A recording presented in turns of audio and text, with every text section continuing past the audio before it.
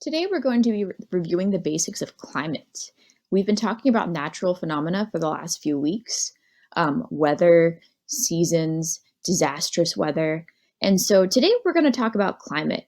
Climate is something that you might hear about a lot in the news and if you read the newspaper. And so it is a very important topic. It definitely deserves a lot of care and attention. And so today, we're going to talk about it. So you might be wondering, what is climate and how does it relate to weather? Well, climate, simply put, is the long-term study of weather patterns and meteorological variables, such as temperature, rainfall, wind pressure, things like that. It's in a given region and it's usually studied over 30 years or more. So when we say a long time or long-term study, we mean 30 years or more. That's a long time. Miss Morris is only 30 years old.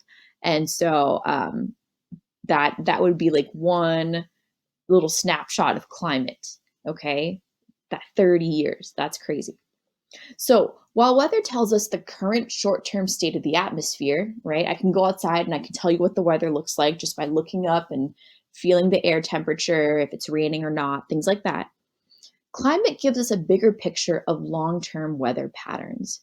It kind of tells us the overall health status of Earth, right? Because it's not day to day, it's not week to week, it's decades to decades. It's a long period of time, and so we're able to discern patterns that help us to prepare for seasonal changes, that help us to prepare for disaster weather, things like that. And so one way to think about climate and weather is climate is what you expect because it's average weather conditions of a particular region. And weather is what you get. Weather is just the state of the, if you want to get technical, the troposphere at a particular time and place. That's one layer of the atmosphere. And it changes from day to day. So climate is stable. Climate is long term. It does not change day to day. You're going to be an average of something, okay? And so some keywords that help you know when you're talking about climate versus weather, they're going to use per year, annual, normal, record lows and record highs, generally, typical, seasons, extreme weather events from the past, okay?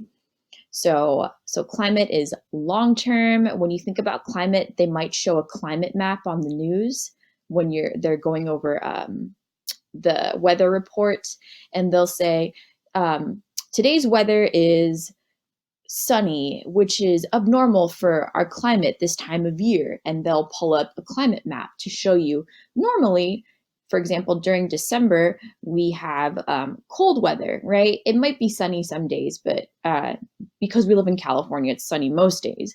But if you lived in Ohio, for example, or in Vermont, you probably wouldn't get as much sun as you would cold weather and snow, maybe even rain or clouds, because that's what the climate or the average weather conditions are for that particular region.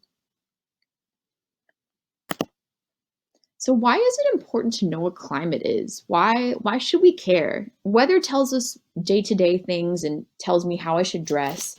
Why should I care about climate? Well, have you ever wondered why Southern California has such dry, hot summers and mild, cool, and often wet winters? Well, it's because of climate. Climate is important because it helps us to predict weather patterns for a given area during a given period of time. Something that's also important to note is that climate is rapidly changing due to human impacts on the environment. And so, whereas climate used to, I hesitate in using the word used to because there are periods of instability just in general, right? Because of things like pollution, weather, things that we can't really account for. Climate in the last decade or two has changed rapidly. So if you look at this picture right here, we have a precipitation map of the state of California. And so as we know, Southern California doesn't get as much rain as Northern California. It's in part because we are closer to the equator. And so we're in a warmer climate. Temperatures are hotter. We get more sunshine. And so, if you were studying climate, you would know that in the summer, if you're a farmer, you need to ration your water and start to prepare. You need to be on guard for possible drought, which is when it's extremely dry and it can result in the death of crops and vegetables and fruits that people need to eat. And if you're just, an average person living every day in Southern California, you know that in the summer we don't get a lot of rain, so you need to conserve your water. We don't wash our cars for the most part, right? At home, we try not to waste water. We take short showers, and in the summer when it gets really hot, we try to ration electricity as well because we don't want to strain the electrical grid. And so your parents might say, turn off all unnecessary electronics or keep the thermostat set to like 75, 76. Okay. And so all of that is how we know to prepare for those things is because of climate, because of the pattern of weather over a long period of time. And so we're going to talk about climate change. Climate change describes when long-term weather patterns rapidly change and lose stability. And it has a very real effect on our daily lives. A lot of people think, oh, climate change, that's for future generations to deal with. No, we're dealing with it right now, right? When you think about the kind of year that we've had in 2020, between fires and diminished air quality because of fires, rain, which has caused like catastrophic flooding in certain areas and mudslides, that's not normal. And so things like drought, diminished air quality due to things like smog and pollution. All of these things that we see in California are a direct result of the climate change caused by global warming. And so what global warming is, it's pretty much in the name. It's the increase in Earth's temperature on land and sea. It's when Earth gets warmer. Earth's temperature in the last 50 years has increased by several degrees Celsius, and that's not a good thing because when oceans warm, that can kill coral reefs, that can destroy habitats that animals live in, delicate ecosystems that we rely on for medicines, for food, and it can melt the polar ice caps, right? If you see this top area, that's all polar ice caps, and they are warming rapidly and they're melting, which is causing sea level changes and just all sorts of things that that aren't good for us long term. So short term, we can get by, but long term, we want to protect planet Earth. We only have one planet, right? And we want to treat it well. So thankfully, there's some things that we can do to help slow down the pace of climate change. So what you can do in your everyday interactions, and I really encourage you guys to at least aim for one of these daily, if not weekly. Be water wise. Turn off water when you're brushing your teeth. Take shorter showers. Reduce waste. Recycle whenever you can. Okay, buy recycled products and reduce the amount of new packaging by buying less. So this holiday season, I know it's easy to want to buy things and buy new things. But if you have clothes and they're in good shape, you're good to go. You can also go to Salvation Army.